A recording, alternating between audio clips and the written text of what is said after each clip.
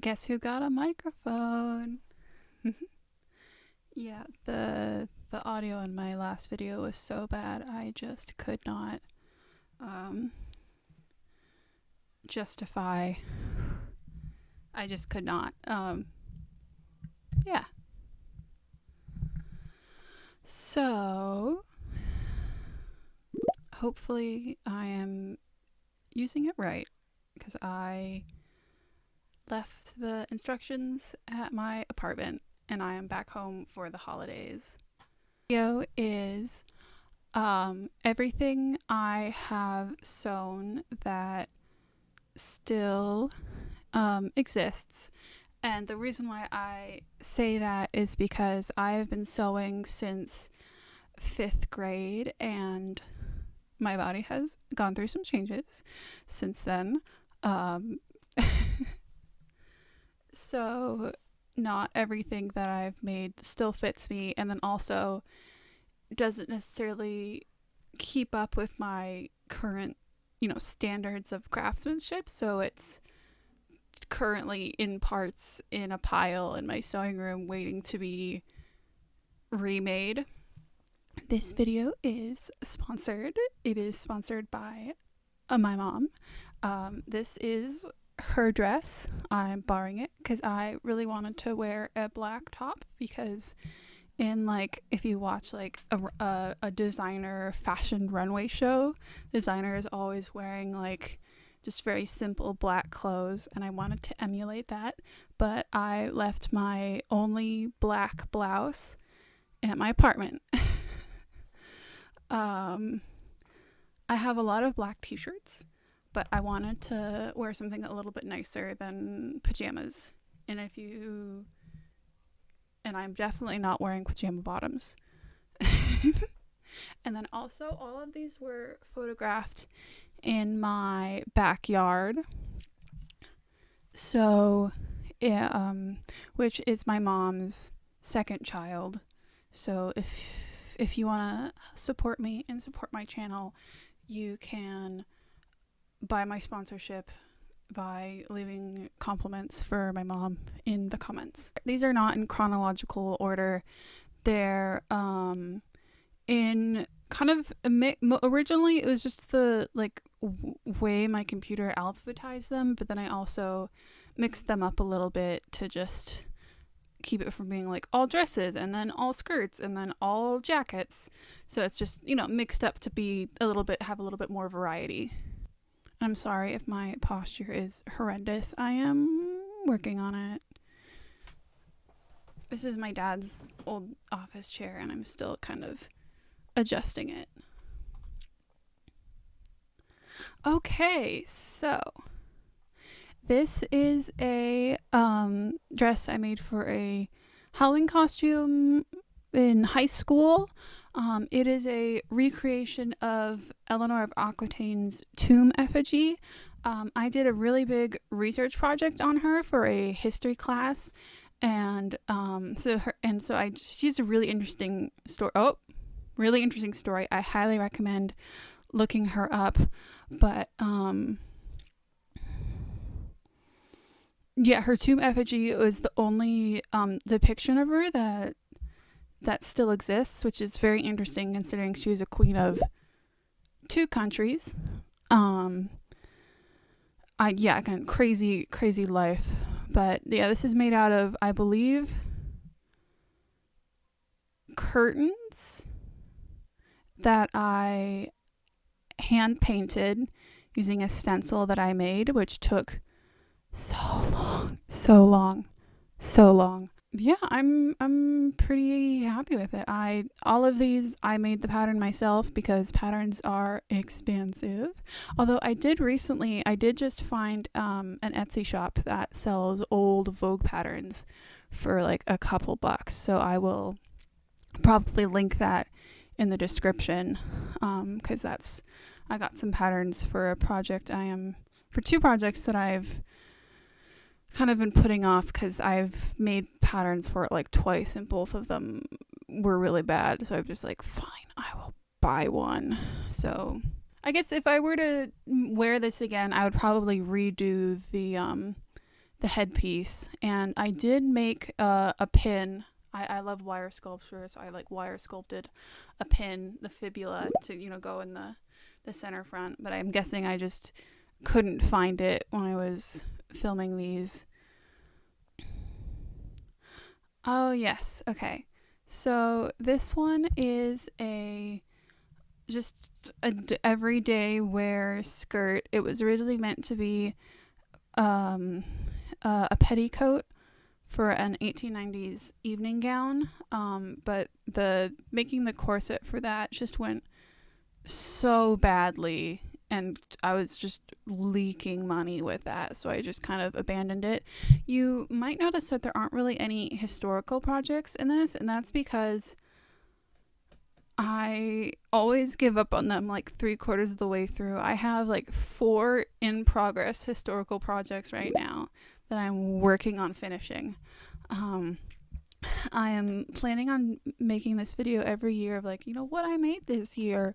So subscribe if you want to see those, because I am going to finish them. I'm half thinking about filming it just to like force myself to finish them, but also filming sewing projects is so stressful.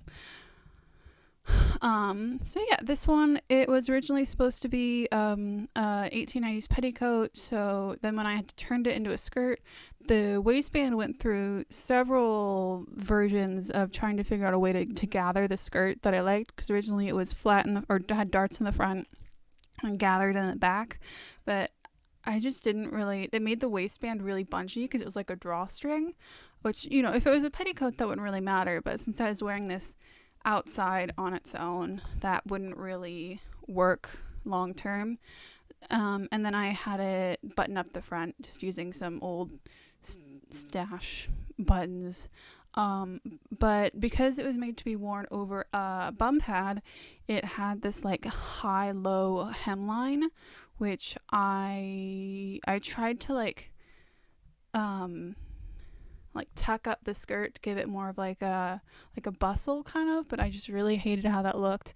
So I made an underskirt with a big ruffle to just kind of fill in that space, which I highly recommend making underskirts to go under your dresses, because I just love the feeling of multiple skirts like rustling against each other, and they add a little bit of extra volume. Oh yeah, by the way, the dress that I was the 1893 ball gown I was supposed to make, it was for the ghost at the beginning of the all-female Ghostbusters. I think her name was like Adelaide, but her dress like popped off, so I was like, oh, I gotta have that. And I really wanted to like paint it to make it glow in the dark and all that. So I guess let me know if you want me to try that again, because I do want to. I have 3 corsets. I have 17th century, 18th century, and early 19th century corsets. So I've got a little bit of everything except like a split bust corset. So I do want to make something where I'd have to make a split bust corset just so I can compare. I really want to make a video of like comparing my mobility in corsets. Was from this dress is as close as I could to get to like a 1-to-1 recreation of oh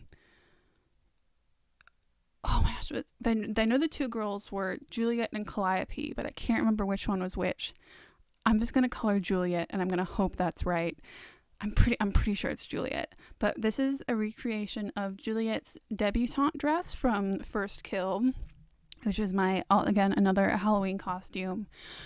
I remember people were really upset because First Kill is a Netflix original series, so it obviously didn't get renewed for a second season, because why would Netflix ever make second seasons for any of their shows? But in defense of that, when I told people I was going as a character from First Kill, no one knew what show I was talking about. No one knew what it was. But yeah, so I was watching the show and I saw the dress. I was like, oh my gosh, that's so pretty. Like, did they buy it? Did they make it in-house? Like, where did this dress come from? And I looked at it and I managed to find it. And it is made by a designer. I don't remember which one. And it's $17,000. $17,000. I made it for $70 with enough extra fabric to make at least one more whole dress, which I will show later. Granted, the original one is silk and mine is all polyester, but still, $17,000 for a slip dress and a poncho. That is ridiculous. First time working with sequin fabric, and it went way better than I was expecting. When I first started sewing, I had a really, really bad experience with knit fabric. So I'm glad this has changed. That changed. I feel like such a genius for doing this. For this dress, because it's got like that deep V on the inside, I put in a bunch of like hook closures, and so then when I wear it, I hook it onto my bra to keep it from wiggling around. And I just feel like, personally, a very intelligent person for doing that. I'm so clever. Still watch Dancing with the Stars with my parents every year. We sit down and we watch it together, and we are extremely judgmental because we've been watching it for so long. We are basically experts on ballroom dancing. And so growing up watching that, it's like, okay, first time I go to a high school dance, or not, actually, yeah, first time I'm going to wear a fringe dress that I made myself. And that was like 4-year-old me making a promise to myself. So I made a fringe dress.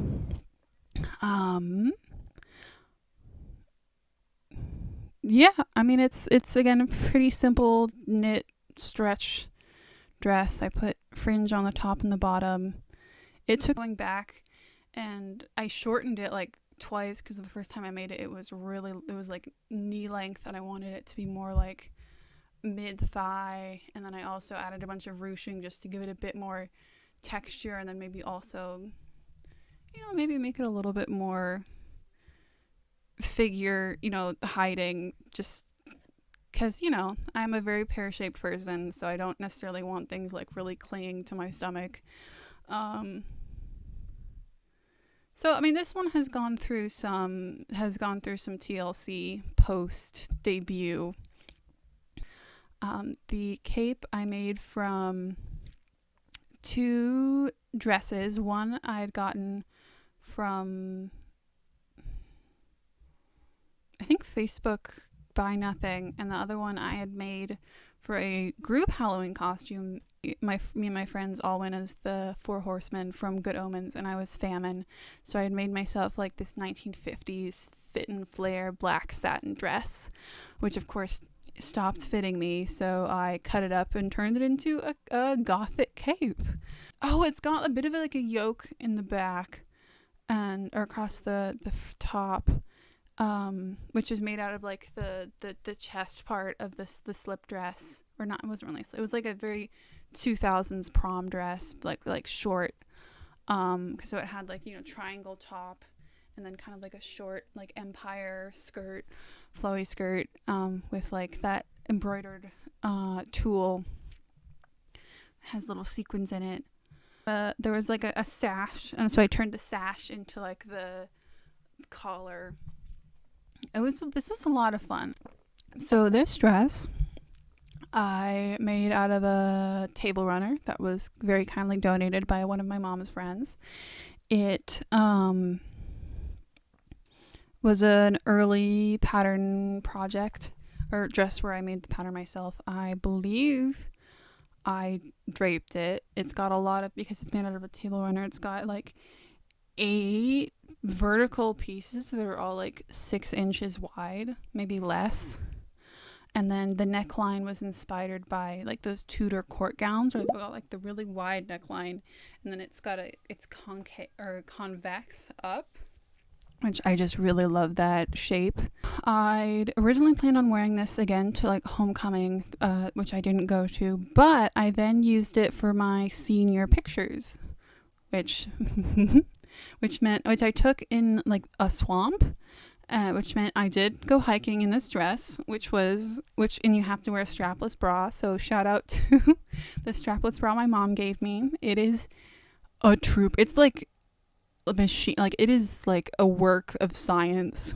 It's got like 6 layers, but it's so ugly, but it is not gonna move. Again, I wore it to that other homecoming, and I was like busting it down on the dance floor, and I had to pull it up once or twice. Like, it is, again, hideous. But this, again, also one that went through a couple, not iterations, but like the front closure went through a couple different versions.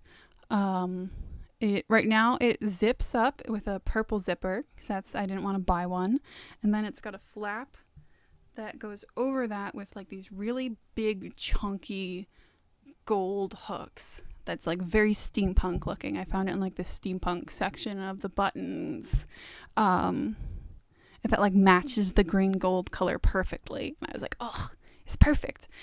You might notice in some of these pictures, because I took all of these in like 3 sessions, where I just like crank them out in a day. Like, I crank out 3 or 4 different sets of outfits. You might notice my ankle is taped in some of these. You can see it in this one. That's because I tried to do a burpee while holding a sword, and I rolled my ankle pretty bad. So be careful doing burpees with swords. Okay, so this one is a leather jacket I got from the basement of a thrift store in Portland. And it was like this really ugly shoulder pad, like matrix coat. And I basically completely took it apart. I put in arm's eye patches like here, go on the armpit, because a lot of jackets now have really big armholes, which makes it hard to raise your arms. So you put in an extra like half circle here, and it like doubles your arm mobility. And then I gave it a bit more of like a fit and flare shape. I replaced the lining. It had a like belt, and I turned that belt into a bow in the back. Very cutesy. My thinking with this, like, this could be my coat when I wear dresses, because my day-to-day coat is a red windbreaker, which doesn't look very good with skirts. This is my first time working with leather. It was an experience, but I am really happy with how this turned out. I think it's very cute. My goal kind of with this was make a cutesy leather jacket. Okay, yeah, so this was very, very early sewing. The dress was a very, very early sewing project. I believe this was actually one my mom started, and then I took over at some point. This was for a Ren fair I went to as like a kid. And then the hat I made for a 1350 ensemble that doesn't fit me anymore. But it was made out of like wool and linen and like really nice fabrics. So I took it apart and used it for other things. But the hat still fits, because hats are like that. I'm really want to build up the courage to be able to wear it out as like a winter hat, because it's really nice. It's really cozy, like keeps your face warm. But it's also a bit of a statement. I go to a liberal arts school, so everyone dresses crazy, and I feel like I should be way more comfortable dressing more personally, but I'm working on it. Yeah, it's the matching gold buttons worked out perfectly, which is why I kind of put them together. Okay, this is you can see that blue plaid that was from that 1350 ensemble, and then the brown on top is from a different skirt that was originally like a long, narrow pencil skirt that just didn't look good on me, so I took it apart, flipped it sideways, pleated it, and then added a second layer underneath to make it longer.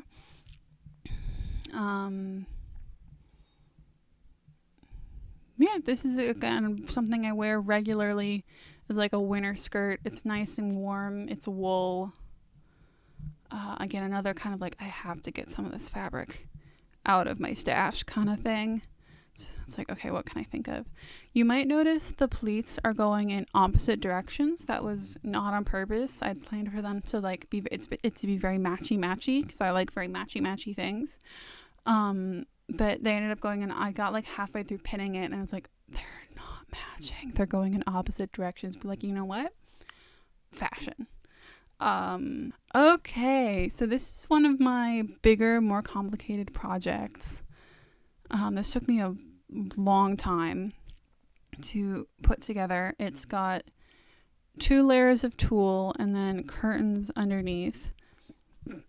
But I really wanted to, I'd originally planned on, like, I had that branch fabric, and I planned on, like, painting in the gray to make it look like the end of a sunset, like twilight night sky. And then I did the Eleanor of Aquitaine painting that's like, absolutely not. I am not painting something again. Like a winter dance formal at my college, and a bunch of strangers asked to take pictures with me, so I assume they liked it. I did.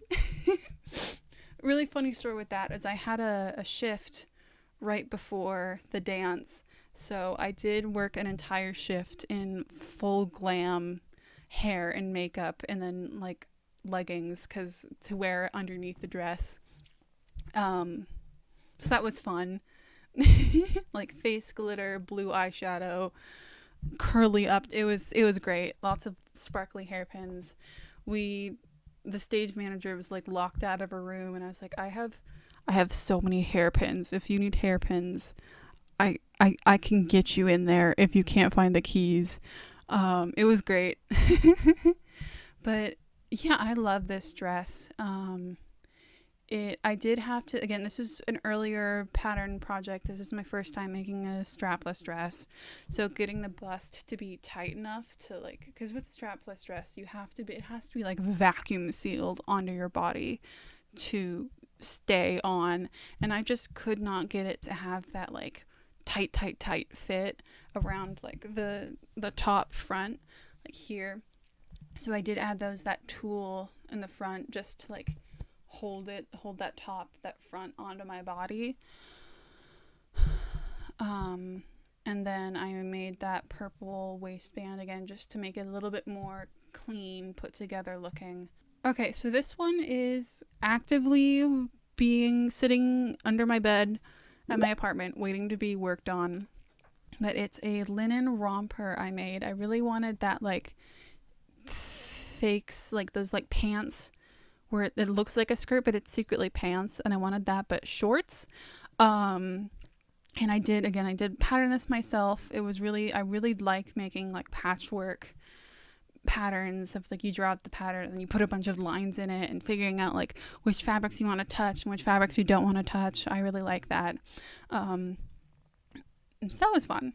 But then when I was making this, I failed to realize that if the shorts are flowy and short, they'll blow up and people will see your underwear. So I am in the process of turning this just into a dress, because I really wanted something that I could just like throw on just one garment and be done. Because it's meant to be like a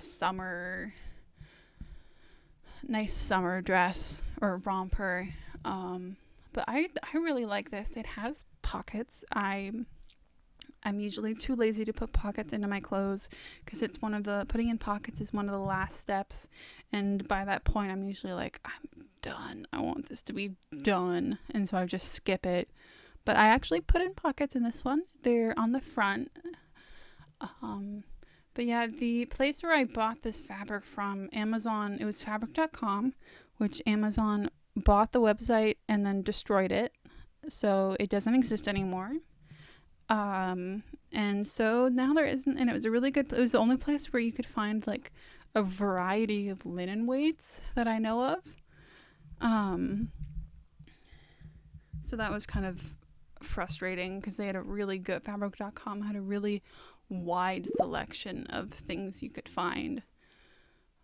Yeah, I really like the like. I mean, it's not raw edge because I like did a decorative overstitching, but like the raw edge and the different blues and um the wide neckline, I'm really happy with it.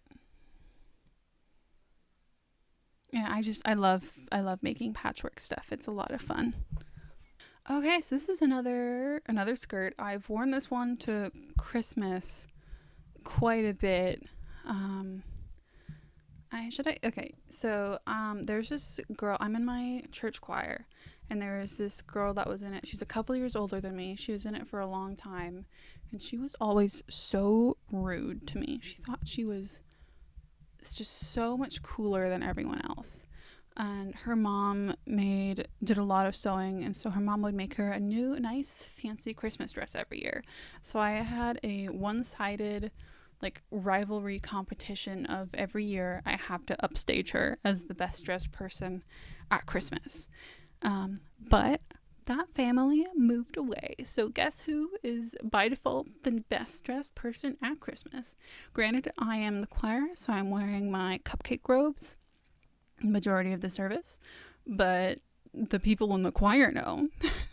But yeah, this is a like very chunky, it's like a very thick fabric. It actually like deform. This happens a lot to me where I'll put a zipper and then hook an eye, and the hook will get bent out of shape in my skirt waistbands, and it's like, that's mean. Why do you do that? But yeah, this was inspired by 17th century petticoats where you've got the stripe up the center front. So I kind of tried to recreate that by putting the border up the center front and center back. It's cartridge pleated. This is my first time cartridge pleating. Yeah, it's heavy, but it's really pretty because it's like tapestry woven chunky tablecloth. I got off Facebook Marketplace. My mom is on Facebook a lot, and so she'll send me pictures of things and like, do you want it? And it's like, maybe. Okay, and that is everything. I have like 5 or 6 projects that are in progress right now. I know. I'm forcing myself to finish things. It's just I get really frustrated and I need to take a break sometimes. But so I'm gonna try to do this again next December with like everything that I've made so far. Oh, one last thing actually. I tend to wear a lot of makeup in my videos. I really like makeup, but I hate doing it in the morning, so I almost never wear it day to day, which is why like, okay, I'm filming, I have to go like all out. So if you want to see any like makeup content, I'd be down for that. I am very much not an expert. I'm very much still learning, but let me know. Again, also I say this in most videos, but I am, a wee baby creator. So I'm very open to trying out different types of content. My sewing videos have been really popping off, so I've been kind of leaning in towards that, but I don't really want to be like just a sewing channel. I really want to do the Nikki PC game just came out, and I loved the 2D mobile game, and I was like addicted to it in middle school until I hit the paywall, where I was like, all I was doing was grinding, and I just got sick of it. So I'm thinking about making a video that's like, how much does Infinity Nikki actually cost? Because I do play video games quite a bit, but editing that is kind of a pain. So yeah, I mean, just if anytime I read and respond to every single comment that I get. So if someone ever, if one person requests something, I will do it. I do really want to make like a baking video because I really like baking. And again, my part of this YouTube channel is like if I say I'm going to do something, then I actually have to do it. If I put in my calendars that I'm going to make a, video about baking a cake, then I have to do it. I can't just be like, I don't feel like it, because it's in the calendars, and if it's in the calendars, I have to do it. So, yeah. Goodbye for real this time. Ugh. Hopefully the microphone works. Ah.